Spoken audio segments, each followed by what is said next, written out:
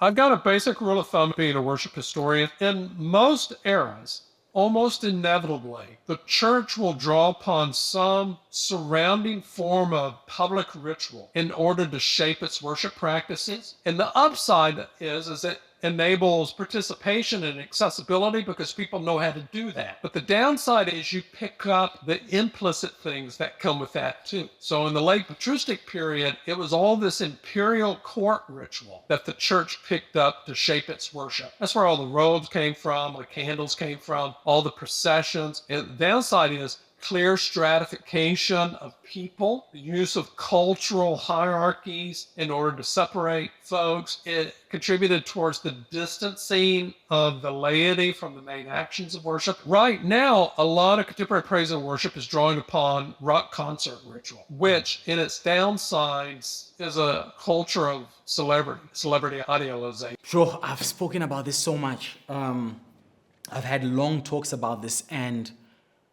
this is a reality that is problematic. Okay, this is a reality that is incredibly problematic.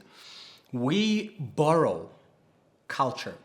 The church doesn't seem to create culture that the world wants to replicate. So what we do is we know that a certain dance is hot, and we borrow it and we bring it into the church and we do it. Or a certain culture is amazing and we take it and we bring it because we know that it draws crowds. And I don't know if it was done out of the need for proselytization particularly, like he's talking about contemporary worship practices, but it then creates a bad narrative around operation in which most of us operate from this principle of, I don't know how to describe this. Help me describe this. We take too much. We copy too much. And part of this is my prayer that God will produce innovative, creative people in the spirit of creativity. The creative geniuses will be born out of the church that will herald cultures that will be emulated by the world.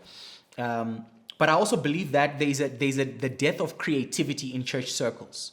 We are trying so hard to be like the world that we are not creating an environment that promotes creatives, that births creatives in fashion, in music, in all of these things. And so because we are trying too hard to emulate and we're looking for what's hot out there, we don't have trendsetters and creators coming out of the church and church ecosystem to build something that has never been seen before.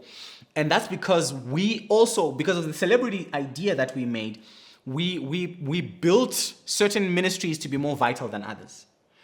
And that's actually genuinely a problematic view of this. But like I said, I believe that God is releasing us into an era of creativity. That God is producing creatives that will spearhead and create the next generation of thinkers, of writers, of musicians, of dancers, of creatives.